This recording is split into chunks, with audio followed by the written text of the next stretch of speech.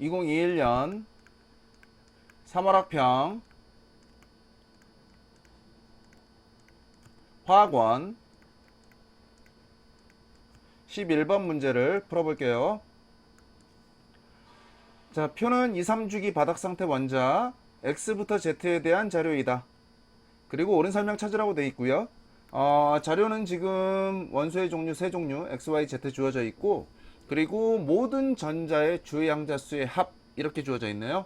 자, 좀 생소하긴 한데, 자, 일단 X는 A, 그리고 Y는 그것보다 4 크고요. Z는 이제 Y보다 5 크죠.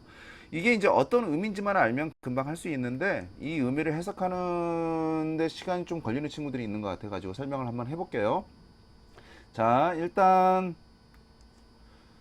2주기 원소의 경우에 어차피 2, 3주기 원소만 주어져 있죠. 2주기 원소의 경우에는 원자 번호가 하나 증가할 때마다, 원자 번호가 1 증가할 때마다 전자의 총 양자수는, 총 양자수죠. 전자가 가지는 총 주양자수는 2가 증가해요. 이게 무슨 말이냐면, 예를 들어서 볼게요. 예를 들어서 2주기 원소 중에 붕소 가지고 할까요? 자, 붕소의 경우에는 5번이죠. 그쵸? 전자 5개 가지고 있는데, 예를 들어서 어차피 1껍질부터 바닥 상태니까 1껍질부터 우리가 생각을 해야죠. 1껍질에 있는 전자 주양자수 당연히 1이죠. 근데 2개 있으니까 1 더하기 1, 2에다가 이제 이 껍질에 3개가 추가가 되죠. 근데 이 껍질에 있는 전자들은 주양자수가 다 2죠. 그러니까 여기에 이 3개를 더해줘야 돼요. 그쵸? 그래서 얘는 실제로 지금 문제에 제시되어 있는 모든 전자의 주양자수의 합이 붕소의 경우에는 그래서 8이 되는 거예요. 그런데 이거보다 원자 번호가 하나 더 큰 탄소를 비교해보면, 탄소는 6번이죠. 그러면 전자 하나가 더 추가가 되면서 굳이 이거 다 더할 필요 없죠. 여기에다가 전자 하나가 가지는 주양자수 2를 더 더한 10이다 그 얘기예요. 이게 바로 원자 번호가 1 증가할 때마다, 2주기 원소는 1 증가할 때마다 전자의 총 주양자수의 합은 2가 증가합니다 그 얘기예요. 원자 번호 1 증가할 때마다 총 주양자수는 2가 증가합니다. 이해되나요? 그러면 이제 2주기 원소가 그렇다면 3주기 원소는 어떨까요? 3주기 원소는 또 볼 것도 없죠. 3주기 원소는 어차피 3껍질의 전자가 이제 추가가 되는 거기 때문에 3주기 원소만 생각해 보면, 3주기 원소는 원자 번호 1 증가할 때마다 총 주양자수, 전자가 가지는 총 주양자수의 합은 3이 증가하겠죠. 전자 하나 증가할 때마다 3씩. 이해되나요? 자, 그러면 이제 다 된 거죠. 이것만 이해하면 큰 문제가 없는데, 바로 Y가 만약에 3주기 원소라면 X, 2주기 원소는 당연히 있겠죠. 2주기 원소에서 전자가 몇 개 더 추가돼서 이 껍질까지 다 찬 다음에 이제 3주기 원소는 전자 하나라도 더 추가가 돼야 되니까 이 4라는 숫자에 3의 배수가 포함이 돼야 돼요. 그러면 남는 숫자는 1인데, 그러면 X라는 원소에서 Y라는 원소가 될 때까지 원자 번호가 증가할 때 무조건 전자의 총 주양자수는 2, 3 이런 형태로 증가해야 되는데 절대로 4가 나올 수가 없죠. 이 말이 무슨 말이죠? Y는 바로 2주기 원소예요. 2주기. X도 당연히 2주기 원소고요. 그러면 X보다 주양자수의 총합이, 전자의 주양자수의 총합이 4만큼 증가했다는 얘기는 원자 번호는 2 증가한 거죠.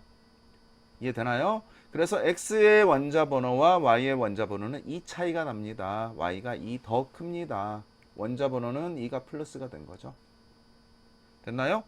자, 그리고 Z는 이제 Y보다 전자의 총 주양자 수가 5만큼 증가했죠. 그러면 이것도 3주기 원소가 이제 됐다라는 거죠. 왜냐하면 얘는 2의 배수의 형태가 아니기 때문에 아직도 2주기 원소는 아니란 얘기예요. 그러면 5라는 값이 나오려면 이 껍질에서 전자 하나가 더 추가가 된 다음에 3껍질에 하나가 더 추가가 되면 5가 되는 거죠. 그러니까 바로 Y는 뭐라는 걸 알 수가 있죠. 바로 Y는 플로린이라는 걸 알 수가 있죠. 그래서 네온이 되기 위해서 전자가 하나 더 추가되면 전자의 총 주양자 수는 이만큼 증가하고 거기에서 이제 바로 3주기 원소 나트륨이 되면 전자 하나 더 추가되면서 3껍질에 전자가 추가가 되기 때문에 3이 더해져서 9가 되는 거죠. 이해되나요? 그래서 Z는 나트륨이네요. 그렇죠? 그러면 X는 뭡니까? 자, Y보다 2 작으면 되죠? 그러니까 N이네요. 질소. 이렇게 찾아주는 거예요. 그러니까 이게 별 의미는 없는데 이렇게 이제 좀 숨겨놓은 개념들이 어떤 건지를 이용해서 풀어가는 문제거든요. 이렇게 찾아주면 될 것 같고요.